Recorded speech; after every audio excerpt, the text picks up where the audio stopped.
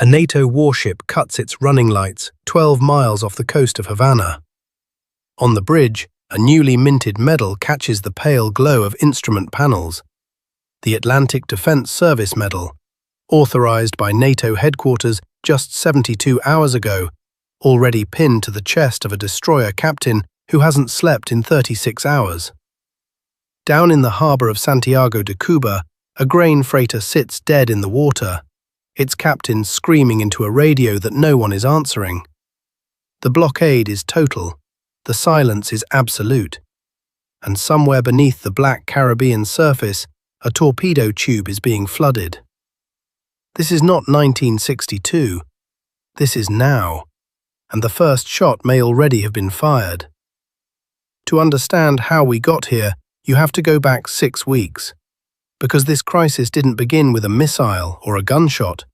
It began with a handshake that never happened, and a redeployment order that changed everything.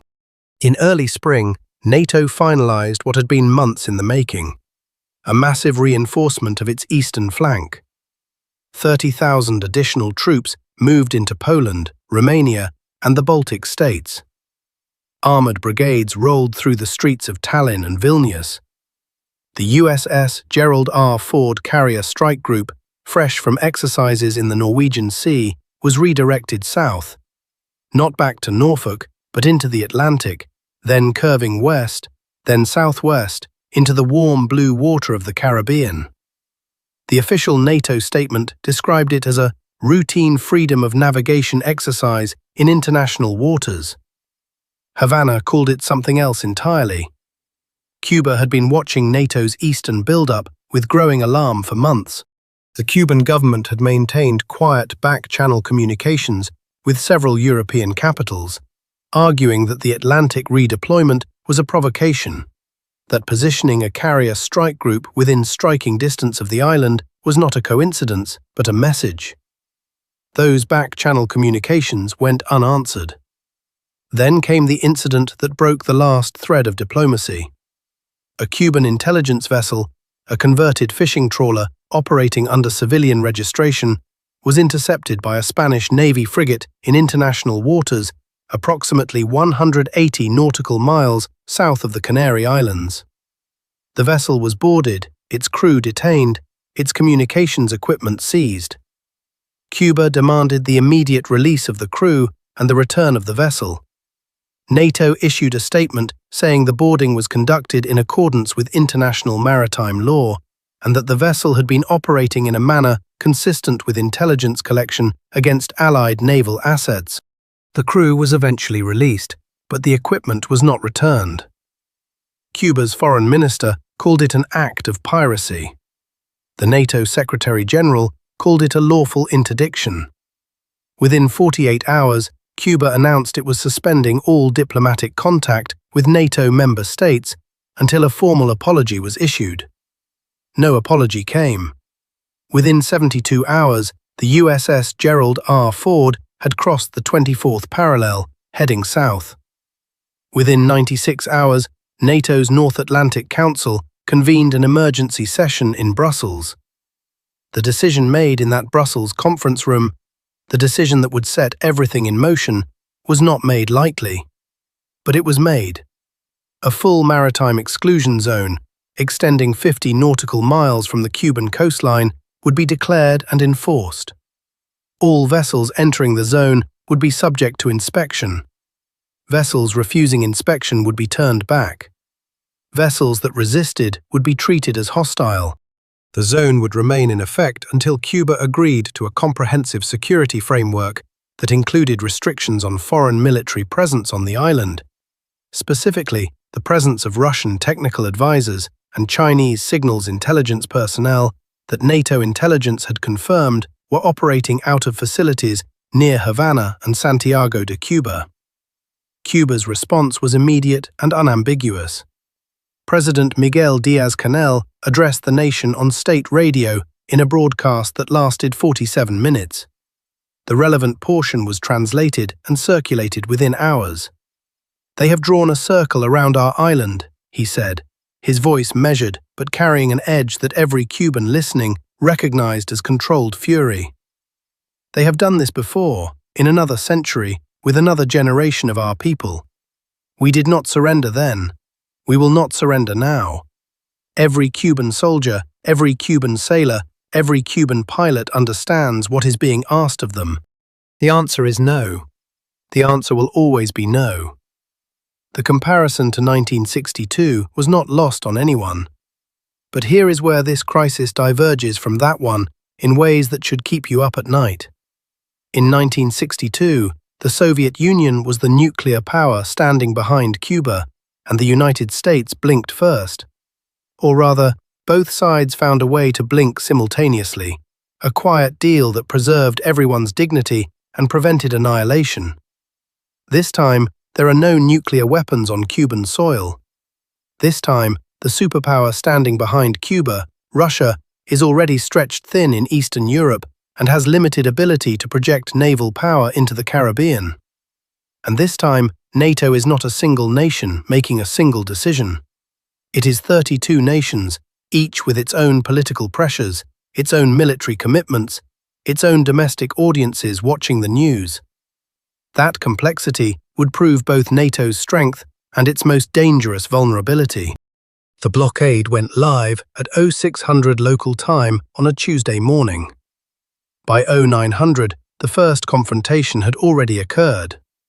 The Cuban cargo vessel Granma II, named, with deliberate symbolism, after the boat that carried Fidel Castro and his revolutionaries to Cuba in 1956, was attempting to enter Havana harbor, carrying a load of Venezuelan crude oil. It was intercepted by the USS Arleigh Burke, one of 3 Arleigh Burke-class destroyers positioned in a forward cordon. The Granma II's captain, a 58-year-old veteran mariner named Rodrigo Espinosa, refused the order to heave to and submit to inspection. He broadcast his refusal on the international distress frequency, and within minutes, every maritime radio operator in the Caribbean was listening. The Burke fired 2 warning shots across the Granma II's bow. Espinosa kept his course. A boarding party was dispatched by rigid inflatable boat.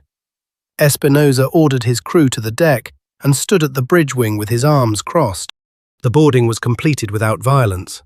The oil was confirmed to be Venezuelan crude, not a sanctioned cargo, but the vessel was turned back under escort. Captain Espinosa's final radio transmission, before his communications were restricted, has since become famous in Havana. "We are not criminals. We are Cubans. Remember the difference." That transmission was playing on loudspeakers in the Plaza de la Revolucion within hours. Here is where I want to pause and ask you something, because I think it matters. Imagine you are Captain Espinosa. You have been given orders by your government. You are carrying legal cargo. You are in international waters, approaching your own country's port. And a warship from a military alliance that your nation never threatened is pointing guns at you. What do you do? Because the answer to that question, multiply it by every captain, every pilot, every soldier on both sides, is what determines whether this stays a blockade or becomes a war. The answer, as it turned out, varied. By day 2 of the blockade, 7 Cuban vessels had been intercepted, turned back, or boarded. No shots had been fired in anger, but the pressure was building in ways that the satellite imagery analysts at Langley and in Brussels were watching with growing concern. Cuban armored units, T-62 tanks and BMP-1 infantry fighting vehicles, were dispersing from their garrison positions and moving into concealed positions throughout the western provinces. Cuban air defense radars were active continuously. The S-125 Neva surface-to-air missile batteries around Havana were tracking every NATO aircraft that came within range.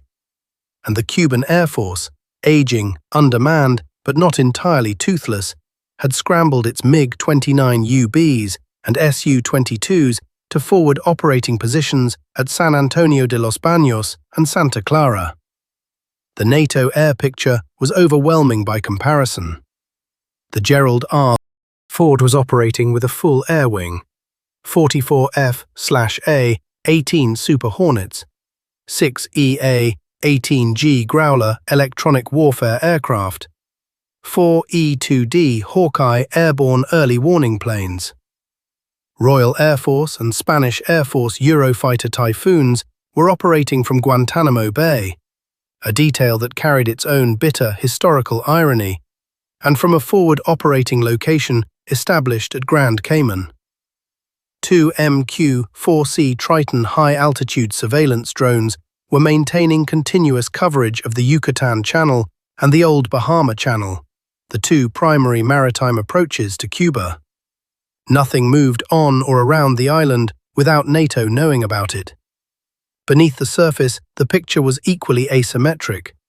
2 Virginia-class submarines, the USS Delaware and the USS Montana, were operating in Cuban territorial waters, or close enough to make the distinction legally irrelevant.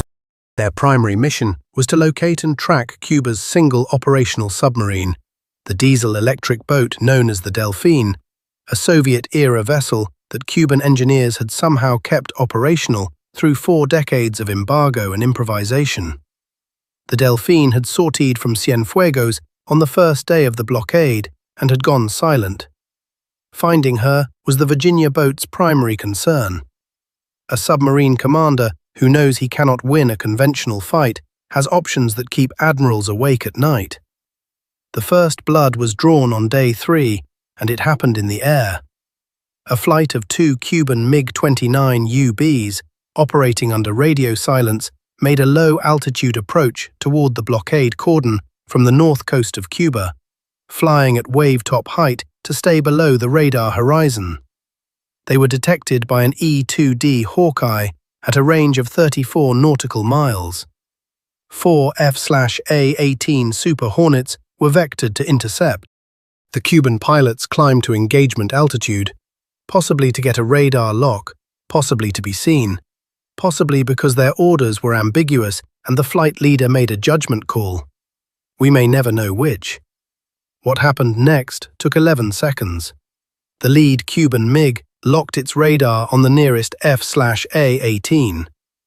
The F/A-18 pilot, a 31-year-old lieutenant commander from San Diego named Marcus Webb, received a missile warning tone. He fired an AIM-120 AMRAAM in self-defense. The missile guided true. The MiG-29 came apart at 8,000 feet over the Havana Gulf, the fireball visible from the Malecon waterfront. The wingman broke hard and dove back toward the coast. He made it home. The pilot of the destroyed MiG, Captain Alejandro Vidal Moreno, age 29, was not recovered. The smoke trail from Vidal Moreno's aircraft drifted over the Malecon for 20 minutes. Crowds gathered on the seawall. Some wept.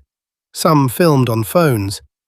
Some simply stood and watched the smoke and said nothing. In the streets behind them, police were beginning to direct civilians away from the waterfront and toward designated shelter areas.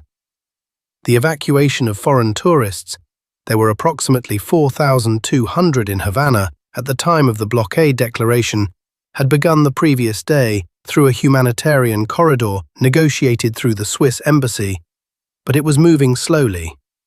Hotels near the harbour were emptying.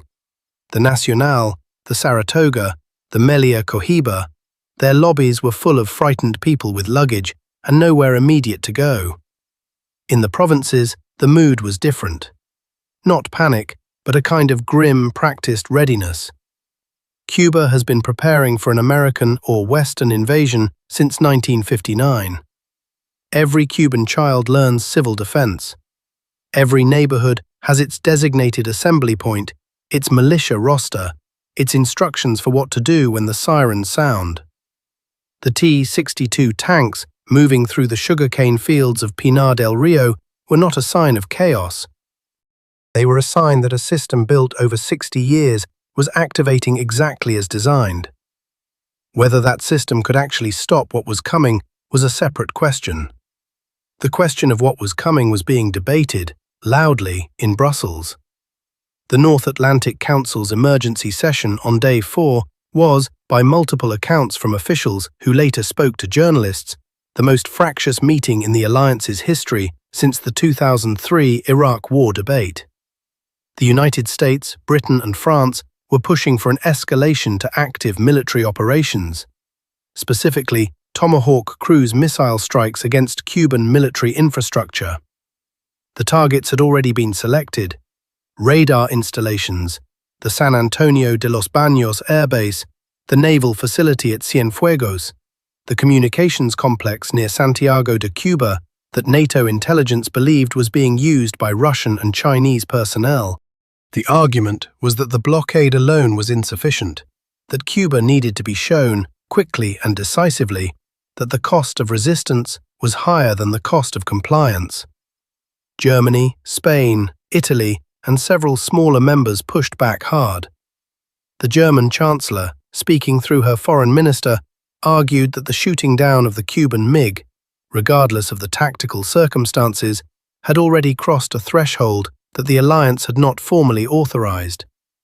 She demanded a pause, a humanitarian corridor for civilian ships, and an immediate resumption of diplomatic contact through third parties. The Spanish Prime Minister raised the spectre of the 1962 crisis explicitly, reminding the Council that the resolution of that confrontation had required both sides to make concessions that neither had publicly announced. "We are not the United States in 1962, he said, according to the leaked summary. "We are 32 nations. We cannot afford to be wrong." The compromise reached, if you can call it that, was a limited strike package. 14 Tomahawk cruise missiles would be launched from the USS Arleigh Burke and the USS Ross against 3 specific targets: the main radar installation at Casablanca Hill overlooking Havana Harbor, the fuel depot at San Antonio de los Baños, and a communications relay station on the Isle of Youth. The strikes were designed to degrade Cuban military capability without destroying civilian infrastructure. The Council approved the package by a vote of 24-8, with Germany, Spain, Italy, Belgium, Greece, Portugal, and Slovenia voting against. The missiles were fired at 02:30 on day 5 in the dark hours before dawn. The Casablanca Hill radar installation was destroyed in the first strike. The fuel depot at San Antonio de los Baños burned for 6 hours. The communications relay on the Isle of Youth was partially destroyed. One of the 5 missiles targeting it was shot down by a Cuban S-125 battery, which was itself then destroyed by a follow-up strike. Cuban state media announced 4 military personnel killed at San Antonio de los Baños and 2 at the Isle of Youth. NATO confirmed no civilian casualties in its initial battle damage assessment, a claim that Cuban officials disputed, saying 3 civilian workers at the fuel depot had been killed. The number has never been independently verified. Cuba's response came at dawn.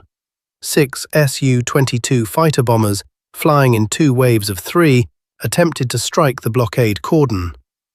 They were intercepted by Eurofighter Typhoons operating from the Grand Cayman forward base. In the engagement that followed, 4 of the 6 Su-22s were shot down. 1 Eurofighter was hit by a P-15 Termit anti-ship missile launched from a Cuban fast attack boat and forced to divert to Guantanamo Bay with significant damage. The pilot survived. The 2 surviving Su-22s returned to base. Cuban anti-ship missile batteries on the northern coast fired 4 P-15 Termit missiles at the blockade cordon. 3 were intercepted by the Arleigh Burke's close-in weapon systems. The 4th struck the stern of the HMS Dragon, a British Type 45 destroyer operating on the eastern edge of the cordon, killing 7 British sailors and wounding 19 others. The Dragon was able to make way under its own power and withdrew from the cordon for damage assessment.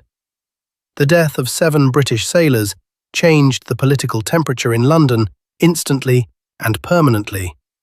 The Prime Minister addressed Parliament within hours. His statement was brief and unambiguous.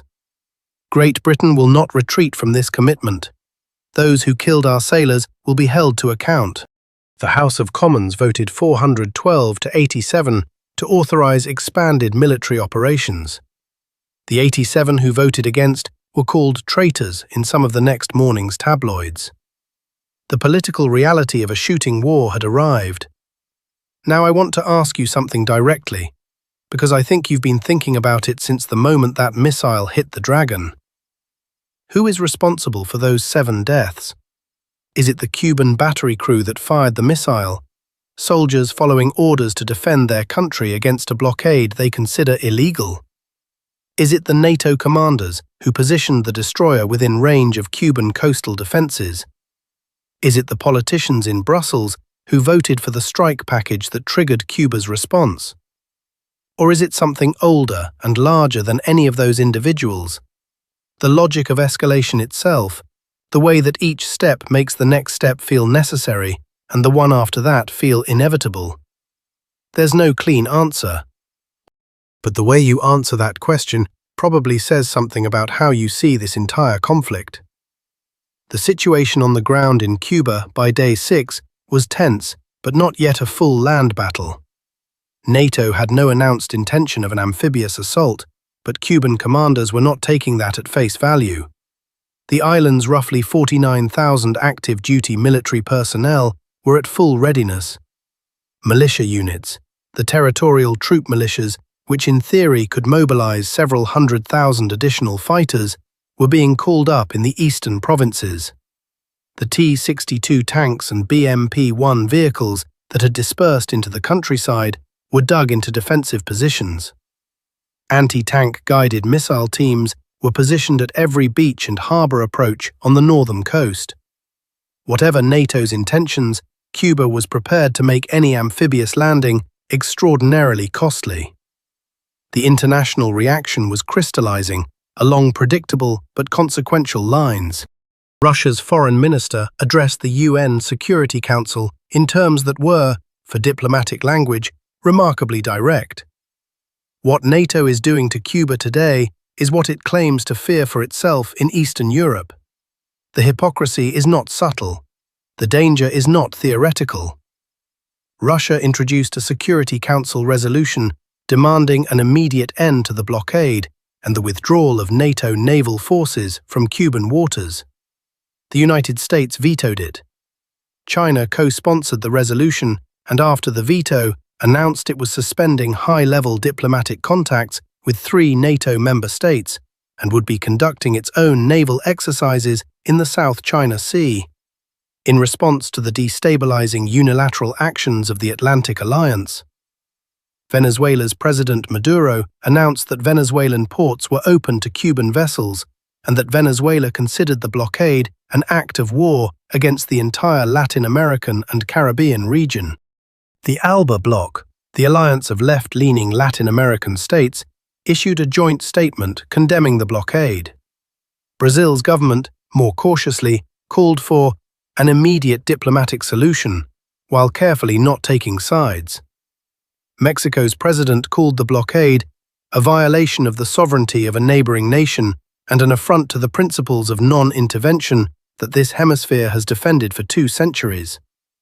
In Washington, the president addressed the nation from the Oval Office on day 7. His speech was carefully calibrated, firm on the alliance's right to enforce the exclusion zone, sympathetic to the Cuban people while maintaining pressure on the Cuban government, and notably silent on the question of what would happen next. The United States and our NATO allies did not seek this confrontation, he said. We seek only a Caribbean region free from the destabilizing presence of foreign military forces that threaten the security of our allies and our own shores. We have been patient. We have been clear. We remain open to a diplomatic resolution, but we will not back down. The phrase, foreign military forces, meaning the Russian and Chinese personnel whose presence had been the stated justification for the blockade, was doing enormous work in that sentence.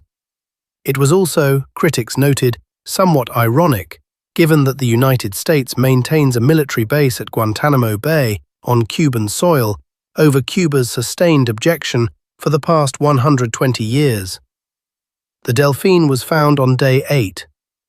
The USS Delaware located the Cuban submarine approximately 22 nautical miles southeast of the Isle of Pines, running at 40 meters depth on battery power, moving slowly northward. The Delaware tracked her for 6 hours without making contact. Then the Delphine did something unexpected. She surfaced.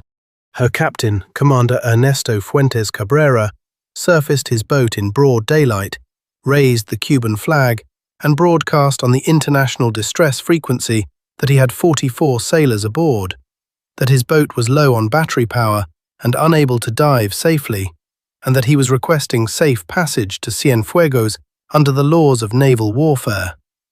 He stated clearly that his vessel was not a threat and would not resist. The Delaware's captain, Commander Sarah Okonkwo, faced a decision that no training exercise had quite prepared her for. Her orders were to neutralize the Delphine if it posed a threat. It manifestly did not pose a threat.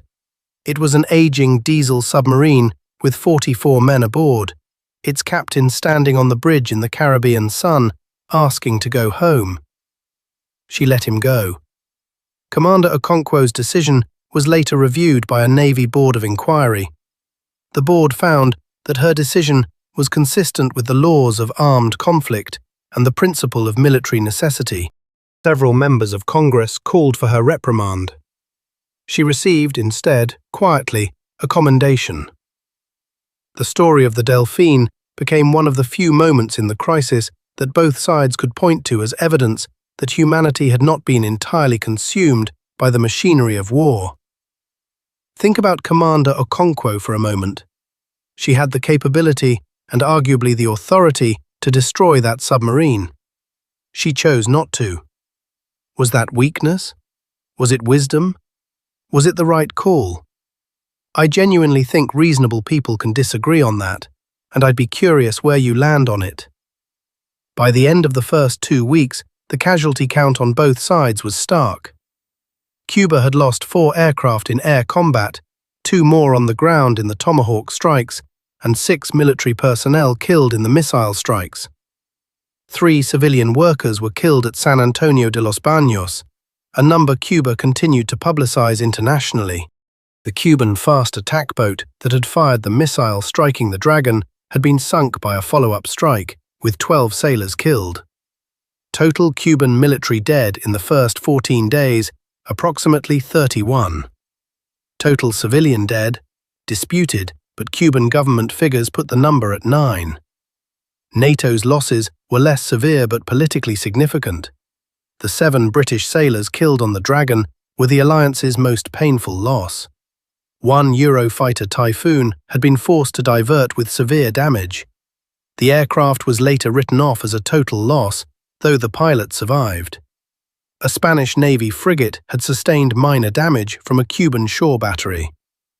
Total NATO military dead in the first 14 days, 7. No civilian casualties attributed to NATO actions had been confirmed. The asymmetry in casualties told a story that both sides read differently. NATO commanders saw confirmation that the alliance's technological superiority was functioning as intended, and that the operation could be sustained indefinitely. Cuban commanders saw confirmation that they had inflicted meaningful costs on a vastly superior force, that the island's defences were not the pushover that some NATO planners had apparently assumed. Both readings were correct. Both were also incomplete.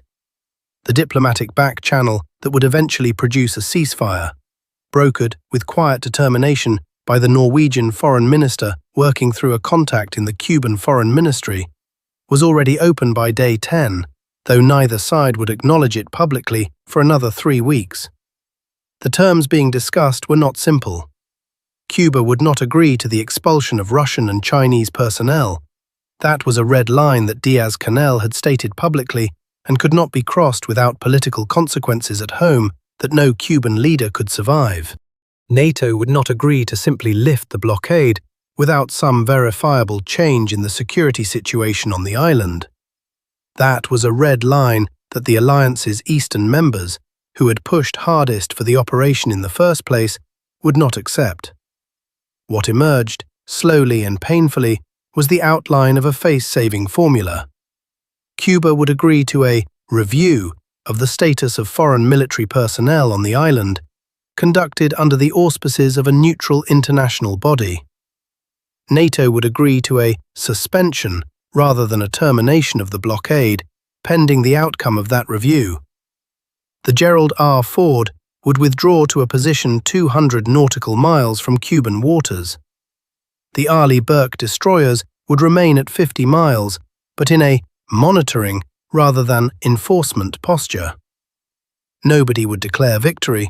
Nobody would declare defeat. The dead on both sides would be honoured, quietly, by their own governments, in their own ways. It was, in other words, not entirely unlike what happened in 1962. A quiet deal, announced in careful language, designed to let everyone claim they had won, or at least had not lost. The difference, the terrifying, sobering difference, was what had happened between the beginning and the end. In 1962, the crisis was resolved before a single shot was fired in anger. This time, 38 people were dead. A British destroyer had nearly been sunk. A Cuban submarine commander had surfaced in the open ocean and asked to go home. A 29-year-old Cuban pilot named Alejandro Vidal Moreno had been killed over the Havana Gulf, and his family had been told by a government official in a uniform that their son had died defending the revolution. And they had nodded, and they had wept, and they had gone back inside their house in a neighborhood of Havana where the smoke from the Malecon could still be smelled on certain days when the wind was right. The new NATO Atlantic Defense Service Medal, the one authorized 72 hours before the blockade began, the one that had been on the bridge captain's chest when the running lights went dark off Havana, was eventually awarded to approximately 2,800 NATO sailors and airmen who served during the operation. The medal's ribbon is blue and gold, the colors of the Atlantic. It is a handsome medal. It means something to the people who wear it. What it means to the families of the 31 Cubans who died in the first 2 weeks of the operation is a different question, and probably not one that any medal's designers spent much time considering. The broader question, the one that will outlast this crisis, the one that the historians and the strategists and the ordinary people watching from a distance will be arguing about for years, is whether the blockade was justified. NATO's position is that the presence of Russian and Chinese military personnel on an island 90 miles from the United States constituted a genuine security threat that required action. Cuba's position is that a sovereign nation has the right to choose its own alliances and its own guests, and that a military blockade is an act of war, regardless of what you call it. Both positions have logic behind them. Both positions have history behind them, and both positions have dead people behind them now. In 1962, John Kennedy and Nikita Khrushchev found a way to step back from the edge. They did it in secret, through back channels, accepting compromises that neither could fully acknowledge in public. The men and women in the back channels today, the Norwegian foreign minister, the Cuban diplomat whose name has not been published, the American Under-Secretary of State who flew to Oslo on a plane with no press manifest, are trying to do the same thing. Whether they succeed depends on whether the political leaders on both sides can accept a resolution that looks from the outside like something less than victory. History suggests they can. History also suggests that sometimes they cannot, and the difference between those two outcomes is not always visible from the outside until it is too late. So here is the question I'll leave you with, and I think it's the one that matters most. 60 years from now, when someone makes a video about this crisis, the way we make videos about 1962, will they be describing it as the moment that two sides found their way back from the edge? Or will they be describing it as the moment that set something larger in motion? Something that the people living through it didn't fully understand until it was already irreversible. Because right now, in this moment, with the Gerald R. Ford still in the Caribbean and the Delphine back in Cienfuegos harbor, and the smoke long since cleared from the Malecon, nobody knows the answer to that question. Not the admirals, not the presidents, not the diplomats in Oslo, and not the family of Alejandro Vidal Moreno, who is still waiting to hear whether his body will ever be recovered from the floor of the Havana Gulf. What do you think happens next?